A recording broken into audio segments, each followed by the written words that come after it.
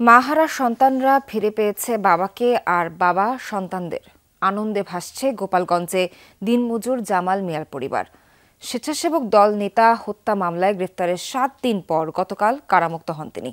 আদালতের নির্দেশে যমজ নবজাতক সহ 4 সন্তানের দায়িত্ব নিয়েছে জেলা প্রশাসন। পুরানো দিয়ে নতুন নিতে আজই চলে আসুন আপনার নিকটস্থ ওয়ালটন শোরুমে।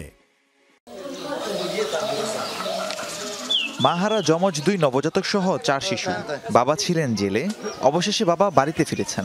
কেটে গেছে উদ্বেগ আর আতঙ্ক, স্বস্তি ফিরেছে পরিবারটিতে। 1 সপ্তাহ পর আমার আব্বু আমাদের কাছে ফিরে এসেছে। আমার অনেক ভালো লাগতেছে। বৃহস্পতিবার দুপুরে জামিন, এরপর বিকেলে কারামুক্ত হন জামাল।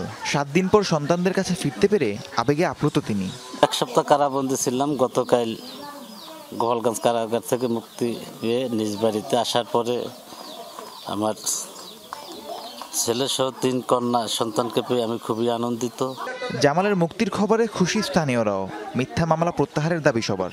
আমরা তার মুক্তি পেয়ে অনেক খুশি হয়েছি। তার ছেলে মেয়ে তারা ফিরে পাইছে। মামলা থেকে আসলে মুক্তি পেলে আরো ভালো হয়। জামাল তো কোনো কাজবাজ বর্তমান করতেছে না, অগদিক সরকার যেন একটু খেয়াল রাখে। আদালতের নির্দেশনা অনুযায়ী 4 সন্তানের দায়িত্ব নিয়েছে জেলা প্রশাসন। শিশু খাদ্য, কাপড় সহ নানা উপকরণ বিতরণ করা হয়েছে। আজকে আমরা প্রাথমিকভাবে সাজ্জাদ এবং তার পরিবারকে উপজেলা সমাজসেবা কর্মকর্তার কার্যালয়ের মাধ্যমে 10,000 টাকার একটি আর্থিক চেক এবং সেই সাথে বেবি সামগ্রী আমরা দিয়ে যাচ্ছি।